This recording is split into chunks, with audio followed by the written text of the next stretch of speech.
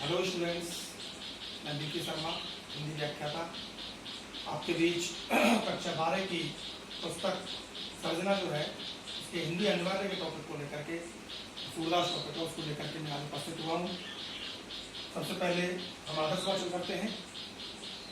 बिलगी जने मानव ऊधो प्यारे, बिलगी जने मानव ऊधो प्यारे, वे मथुरा काजल की कोटरी जे आवे के कारे, तुम कारे सुपलक सुधकारे कारे मधुप गवारे, तिनके संग अधिक छवि उपजत कमल नैन मन यारे, मानो नील माट ते काढ़े ले जमुना जाए पखारे, तागुन श्याम भई कालिंदी सूर्य श्याम गुण न्यारे, बिलगी जने मानव ऊधव प्यारे, बिलगी जने मानव ऊधव प्यारे।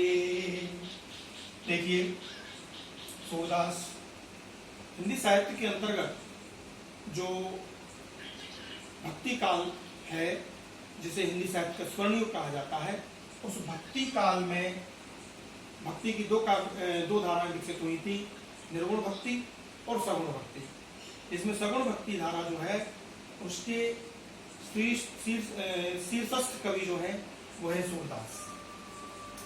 सूरदास जी रौनकता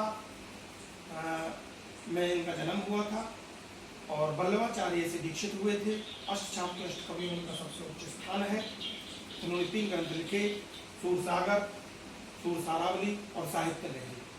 सूरसागर में से सूरदास जी का ये प्रसंग, भंवर गीत प्रसंग बहुत चर्चित है, जो आपके पाठ्यक्रम में लिया गया, पाठ्यक्रम में अवतरित हुआ है। पाठ्यक्रम में यहाँ पर हम इसकी व्याख्या करते हैं। सूरदास जी कहते हैं कि किस तरह से गोपिकाओं ने उद्धव को उपालंब रूप में, व्यंग रूप में अपनी बात कही और उन्होंने क्या कहा, बिलग जन मानव उद्धव प्यारे, हे उद्धव प्यारे। जनी, जनी ब्रजभाषा में जनी का अर्थ होता है मत, मना ही करना, और बिलग का मतलब अन्यथा। हे उद्धव प्यारे, हमारी बात को अन्यथा मत लेना, अर्थात तुम्हारी बात का बुरा मत मानना। हम जो कह रहे हैं उसे थोड़ा ध्यान से सुनना कि वो जो मथुरा है ना, तुम्हारा कोई कसूर नहीं है। व्यंग रूप में कह रही है, तुम्हारा कोई कसूर नहीं है। ये सारा कोट जो है ना वो मथुरा का है। मथुरा में जो भी व्यक्ति रहता है वो सब बाहर से काले हैं और अंदर से मन से भी काले हैं। क्या कहते हैं, वह मथुरा काजल की कोटरी जे आवे के काले। वो मथुरा काजल की कोटरी है, वहां से तो जो आता है ना वो सब काले काले। देखो तुम काले, शुभ लक्ष्य अक्रूर जो भगवान श्री कृष्ण को लेने के लिए आए थे कंस के बुलावे पर, तो तुम काले, अक्रूर काला और काले मतलब वो हमारे जितने भी भंवरे हैं ये भी सब काले काले हैं।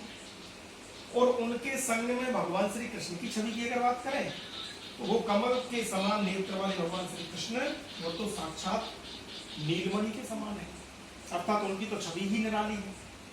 और फिर सुनो उद्धव, ऐसा लगता है मानो, प्रेक्ष अलंकार में कहेंगे, ऐसा लगता है मानो नीलमा, नील से भरे हुए मटके में, मटके से काढ़े में निकालना, इनको नील से भरे हुए मटके से निकाला गया है और निकाल करके इनको कहाँ पखार लिया है, यमुना में जाके पखार लिया है। जिससे वो जो यमुना है ना वो भी कैसी होगी, देखो कागुण श्याम भई कालिंदी, उस गुण के कारण ये जो कालिंदी यमुना है ना, ये भी सूरदास जी कहते हैं कि ये यमुना भी कैसी हो गई है, काली हो गई है।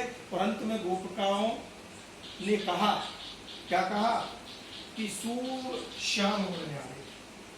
सूरदास जी कहते हैं कि उस श्री कृष्ण के तो गुण न्यारे हैं, उनकी तो महिमा ही निराली है, उनका और में इससे ज्यादा बखान हम क्या करें।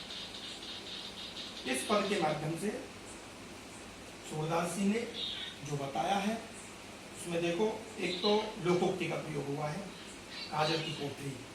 काजल की कोठरी में कोई कितनी सयानापन से जाए काले की लगी जाती है, ये सुना होगा आपने, तो ये लोकोक्ति का प्रयोग हुआ है। ब्रजभाषा के श्रेष्ठ कवि माने जाते हैं सूरदास जी।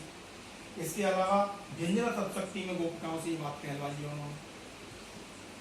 आगे बात करें तो यहाँ पर देखो मानव नील माट के कारण यहाँ पर उत्प्रेक्षा अलंकार का प्रयोग हुआ है। उत्प्रेक्षा अलंकार है जगह। और सूरदास जी ने इस युग में विद्यापति की जो गीति परंपरा, जयदेव और विद्यापति की गीति परंपरा चल रही थी ना, उसे आगे बढ़ाया था। तो गीति के लिए श्रेष्ठ कवि माने जाते हैं सूरदास।